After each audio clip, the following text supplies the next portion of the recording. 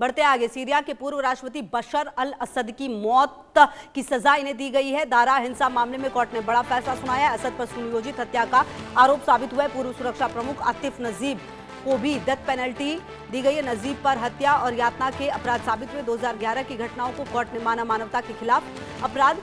दमिश्क की criminal court ने सुनाई सजा। गृह युद्ध के अपराधों पर सीरिया में बड़ा न्यायिक फैसला हुआ है। तो ये बड़ी खबर आपको बता रहे हैं और कुल मिलाकर आप देखिए कि ये एक अहम फैसला आप कह सकते हैं। लाखों लोगों की मौत का जिम्मेदार पाए गए हैं ये। और सीरिया की एक अदालत ने मंगलवार को देश के पूर्व राष्ट्रपति बशर अल असद और उनके छोटे भाई माहिर अल असद को फांसी की सजा सुनाई है। दोनों को गृह युद्ध के दौरान हत्या और आम लोगों पर अत्याचार जैसे मामलों में दोषी मानते हुए ये सजा सुनाई गई। इसी मामले में बशर अल असद के मामा के बेटे आतिफ नजीब को भी फांसी की सजा सुनाई गई है। बशर और माहिर दिसंबर 2024 में सत्ता गिरने के बाद रूस भाग गए थे। पुतिन सरकार ने उन्हें शरण दी थी। ऐसे में दोनों की गैर मौजूदगी में यह सजा सुनाई गई है। आतिफ नजीब रूस नहीं भाग पाए, उन्हें जनवरी 2025 में गिरफ्तार कर लिया गया। आतिफ मंगलवार को अदालत में पेश हुए। सुनवाई के दौरान सुरक्षा के कड़े इंतजाम थे। उनको कैदी की वर्दी पहनाकर पिंजरे में लाया गया था। और आपको बता दें कि ये बशर अल असद के खिलाफ किसी आपराधिक मामले में आया पहला फैसला है। दिसंबर 2024 में विद्रोहियों ने दमिश्क पर कब्जा कर उनकी सरकार गिराई थी। इसके साथ ही 1971 में सीरिया पर शासन कर रहे 1971 से जो शासन कर रहे असद परिवार का 53 साल पुराना राज भी खत्म हुआ।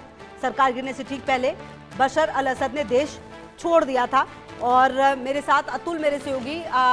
अतुल, ये अपने आप में एक खबर ये भी हो जाती है। देखिए, 53 साल का पुराना राज लगभग खत्म होने जा रहा है और एक इतिहास खत्म होने जा रहा है। यहाँ पर बड़ी अपने आप में सजा जो है वो दी गई है। किस तरीके का ये पूरा फैसला है, क्या कुछ इसमें कहा गया है, क्या जानकारी? जी देखिए, सीरिया की जो दमिश्क क्रिमिनल कोर्ट है, यानी कि फोर्थ क्रिमिनल कोर्ट, उसने 11 अगस्त को एक ऐतिहासिक फैसला सुना दिया है। और इस फैसले का जो सीधा असर है वो पूर्व तानाशाह और राष्ट्रपति बशर अल असद को जो है मौत की सजा सुना दी है। यानी कि बहुत बड़ी सजा जो है सुनाई गई है उनके अपराधों को देखते हुए। जो है बताया, जो कोर्ट ने जो कोर्ट्स किया है उसके मुताबिक तकरीबन 14 साल लंबे भीषण जो गृह युद्ध चला था उसके दौरान कई सारे युद्ध अपराध, जो वॉर रिलेटेड जो ह्यूमन क्राइम्स थे और मानवता के खिलाफ, यानी वॉर अगेंस्ट ह्यूमैनिटी, जो क्राइम्स अगेंस्ट ह्यूमैनिटी माफ कीजिए, उन सभी के लिए जो है तकरीबन जिसमें 5 लाख लोग बताया जा रहा है कि उनकी जान चली गई थी। उन सभी मामलों में जो है एक फैसला सुना दिया गया है बशर अल असद के खिलाफ। और फैसला जो है वो फांसी का दिया गया है उनको। अब जो बशर अल असद है उनके अलावा उन पर जो है जानबूझकर और सुनियोजित तरीके से बच्चों की हत्या, मनमानी हिरासत और मानवता के खिलाफ जैसे गंभीर अपराध जो है उन पे जो है उनके जो आरोप हैं वो साबित हो गए हैं, जिसके बाद उनको सजा सुनाई गई है। उनके अलावा जो माहिर अल असद है, जो बशर अल असद के छोटे भाई हैं, उनको भी जो है सजा सुनाई गई है, मौत की सजा उनको भी सुनाई गई है। और साथ ही साथ उनका जो पूरा रोल था वो कहीं ना कहीं जो सीरियाई सेना का जो काफी क्रूर माना जाने वाला जो 4th डिवीजन था उसके कमांडर जो है वो थे। तो उस हैसियत से जो है उनको सजा सुनाई गई है। साथ ही साथ जो आतिफ नजीब है, जो पूर्व सुरक्षा प्रमुख हैं और जो बशर अल असद के ममेरे भाई बताए जाते हैं, वो भी काफी जिनका पूरा सुरक्षा जो चेन है उसमें काफी अहम रोल था, उनको भी जो है डेथ पेनल्टी सुनाई गई है। तो ये जो 3 लोग हैं, काफी महत्वपूर्ण लोग जो थे पूरे प्रीवियस रेजीम के, उन सभी को जो है जो है वो फांसी की सजा जो है सुना दी गई है। अब आप देखिए कि मार्च 2011 में जिस तरह से कुछ स्कूली बच्चों द्वारा जो है सरकार विरोधी नारे लिखे गए थे, उसके बाद हमने देखा कि नजीब के इशारे पर जो है उन मासूम बच्चों को हिरासत में लिया गया, उनके नाखून उखाड़े गए, भीषण यातनाएं दी गई और इसके बाद कई लोगों की उसमें मौत हो गई। इस तरह के जो बहुत सारे अपराध हैं, चाहे वो शांतिपूर्ण प्रदर्शनों पर गोलीबारी की जैसी घटना हो, क्योंकि आपको याद होगा कि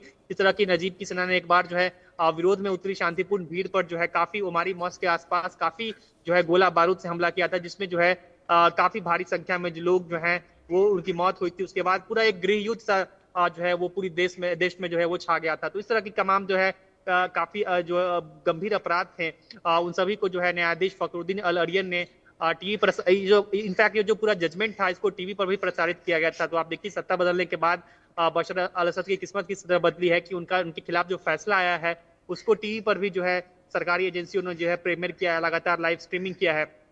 अब इसके लिए बशीर अल असद को जाहिर सी बात है कि और उसके सहयोगियों को जो है अंतर्राष्ट्रीय स्तर पर पकड़ने के लिए इंटरपोल के का जो है वो नोटिस जारी किया जाएगा। लेकिन आप जैसा कि जानती हैं कि बशर अल असद जो है फिलहाल भागे हुए हैं, वो रूस में रहते हैं, वहां पे ठिकाने लेकर वो लगातार रह रहे हैं। ऐसे में जो क्या न्यायिक प्रक्रिया होगी ये देखने वाली बात होगी, क्योंकि लगातार जब से सत्ता परिवर्तन हुआ है सीरिया में, उसके बाद से लगातार कोशिश की गई है कि रूस से जो है उनका जो है एक्स्ट्रेडिशन मांगा जाए। हालांकि कोई फॉर्मल एक्स्ट्रेडिशन रिक्वेस्ट जारी नहीं किया गया, लेकिन उसके बावजूद जो जस्टिस मिनिस्ट्री है सीरिया की, वो लगातार ये कोशिश करती रही कि रूस से बशर अल असद का जो एक्स्ट्रेडिशन है वो मांगा जाए, लेकिन उसके लेकर रूस ने जो है साफ साफ इनकार कर दिया। कहीं क्योंकि पहले से रूस का जो है काफी अच्छे संबंध रहे थे बशर अल असद के पूरे रेजिम के साथ। उसका असर हमें आज भी दिख रहे हैं कि जो है एक्स्ट्रेडिशन की एक तरह से इनफॉर्मल रिक्वेस्ट जो आप कह सकती हैं, वो जब किया गया तो उसको लेकर साफ साफ मना कर दिया गया। अब ऐसे में देखने वाली बात होगी इंटरपोल की जो है रिक्वेस्ट रेड कॉर्नर नोटिस जो है वो जारी करने की सरकार जो है तैयारी कर सकती है सीरिया की। लेकिन इस बीच एक पेच ये भी है कि रूस जो है वो इंटरपोल का मेंबर नहीं है, यानी कि अगर इंटरपोल का रेड कॉर्नर नोटिस जारी भी किया जाता है बशर अल असद के खिलाफ, तो भी रूस कहीं से भी बाध्य नहीं है कि वो इस नोटिस का पालन करे और बशर अल असद को जो है पकड़ ले। इसके बाद रास्ता एक और बचता है कि इंटरनेशनल क्रिमिनल कोर्ट के पास जाए सीरिया, लेकिन उसमें पेच ये है कि ना सीरिया ना रूस जो है इंटरनेशनल क्रिमिनल कोर्ट का हिस्सा है, उसके मेंबर स्टेट्स नहीं हैं। तो ऐसे में जो है काफी पेचीदा हो जाता है कि सजा तो सुना दी गई है बशर अल असद को उनके तमाम अपराधों के खिलाफ, लेकिन आखिर सीरिया ये कैसे इंश्योर करेगा कि बशर अल असद जो है उनको रूस से वापस लाया जाए, और यहाँ पर जो है वो जो डेथ पेनल्टी दी गई है उन्हें या फिर उनके जो 2 भाई हैं और जो मिलिट्री के एक और जो अफसर हैं, उन सभी को किस तरह से लाया जाए और उनको सजा दी जाए, ये कभी कहीं ना कहीं काफी टेढ़ी खीर लगती है फिलहाल के लिए। जी बिल्कुल असद, मतलब कुल मिलाकर ये कहा जाए तो मतलब सजा तो दे दी गई, लेकिन अभी भी टेढ़ी खीर है। मतलब एक नियम बस पूरा हुआ है, लेकिन अभी भी ये कह देना कि असद को फांसी पर लटका दिया जाएगा, ये अभी टेढ़ी खीर है, दूर का मतलब डोल है अभी फिलहाल ये। जी बिल्कुल, देखिए आप देखिए, जब से बशर अल असद जो है इतने सालों तक जो है डिकेड्स तक जो है सीरिया में अपना सत्ता जो है लगातार बनाकर रखे हुए थे, उसकी वजह ये थी कि कई सारे जो देश थे उनके साथ उनके संबंध अच्छे थे, और उनमें से एक देश जो था वो रूस था, और उनके जो प्रीमियर है, राष्ट्रपति हैं व्लादिमीर पुतिन, उनके साथ जो संबंध जो है वो काफी अच्छे थे और लगातार उनके सपोर्ट में थे। इस वजह से जो आप देखिए कि जब बशर अल असद को साल 2024 में दिसंबर में जब तख्ता पलट हुआ सीरिया में, उसके बाद जब पूरा टेक ओवर हुआ सत्ता का, उसके बाद असद जो है अपने परिवार के साथ जो है वहां से भागते हैं। उसके बाद जो है लगातार वहीं रूस में ही जो है वो शरण लेकर रह रहे हैं। वहीं पे जो है इनफैक्ट जो मॉस्को सिटी है, आप समझिए कि एक प्रीमियर इलाके में, काफी जो है वीआईपी इलाके में जो है वो आराम से रह रहे हैं बशर अल असद। तो तमाम जो उनके खिलाफ जो आरोप लगे, तमाम जो मानवता के खिलाफ जो क्राइम करने के उनके पूरे रेजिम के दौरान पे जो अपराध के आरोप लगे, उसके बाद जो तमाम अपराध जो साबित भी हुए उनके खिलाफ कोर्ट्स में, उन सभी का मतलब बहुत कुछ नहीं रह जाता। क्योंकि जिस तरह से जब तक रूस जो है इसमें साथ नहीं देता सीरिया का, उससे पहले आप ये उम्मीद नहीं कर सकती कि बशर अल असद को जो है किसी प्रकार से एक्स्ट्राडाइट कर पाएगी सीरिया, तमाम कोशिश करने के बावजूद भी। क्योंकि जैसा कि मैंने बताया कि इंटरपोल जो एक काफी एक हैंडी जो है टूल माना जाता है इस तरह के जो भगोड़े अपराधी होते हैं उनको पकड़ने के लिए। देखना ये होगा कि किस तरह की और प्रक्रिया जो है वो अपनाई जाएगी। बहुत शुक्रिया अतुल आपका इन तमाम जानकारियों के लिए। बढ़ते आगे, बेंगलुरु में अंडरपास निर्माण के दौरान बड़ा हादसा हुआ है। मिट्टी की दीवार ढहने से 2 मजदूरों की मौत हो गई। हादसे में 3 मजदूर